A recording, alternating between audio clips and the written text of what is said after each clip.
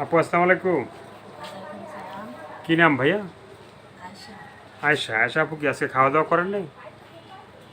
করছি। তাহলে মানে গলার স্বর তো ছোট কেন? জোরে কথা বলতে হবে, হ্যাঁ? তো ভিডিওর সামনে কেন আসলেন একটু বলবেন? আসছে সমস্যা, ধরেন জামাই ভালো না, হ্যাঁ, পালাতিয়া গেছে গা, হ্যাঁ, যে জুয়া খেলতো, হ্যাঁ, মারধর করতো। হ্যাঁ, আমি তারে থাকছি অনেক বছর ধরে। হুম, ধরেন একটা বাচ্চা হয়েছে, 7 বছর বয়স। হুম। বাচ্চা নিয়ে আয়া করছি। মানে বাচ্চা নিয়ে আপনি আলাদা থাকতেছেন? বাচ্চা নিয়ে আলাদা থাকি। মানে স্বামীর সাথে নাই আপনি? না। স্বামী মানে মানে এই যে জুয়া খেলাইতো বা ই করতো, হ্যাঁ। বিয়ের আগে জানতেন না? না, জানতাম না। জানতেন না?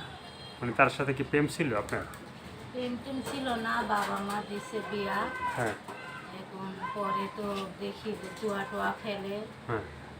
লগে আর কোনো সম্পর্ক রাখলাম না, মারধরও করতো। আমার শরীরে স্পটও আছে। আচ্ছা। এই তা আপনার দেশের বাইরে কোথায়? দেশের বাড়ি, হুম। মানে আপনার দেশের বাড়ি কোথায়? দেশের বাড়ি রাজশাহী। রাজশাহীতে? উম, আর জামাইয়ের বাড়ি ছিল কই? জামাই বাড়ি ছিল নাটোর। নাটোরে? হ্যাঁ। তো এই যে মানে এখন তো জামাই আপনার বাচ্চার কোনো খোঁজ খবর নেয়? না, নেয় না। তা আপনি কি এখন নতুন করে সংসার করবেন? জি, নতুন করে। সংসার করবেন? জি। কী ধরনের ছেলে পছন্দ আপনার?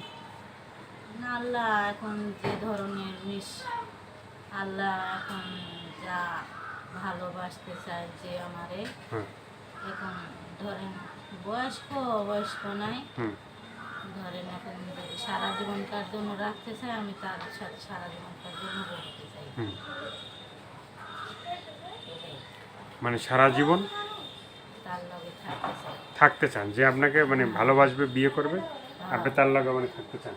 হ্যাঁ। তাহলে এই ভিডিওটা যারা দেখবে বলার কিছু নাই, এখন আমি ভালো একটা মনের মানুষের জন্য আমি প্রতিবেদনে দাঁড়িয়েছি।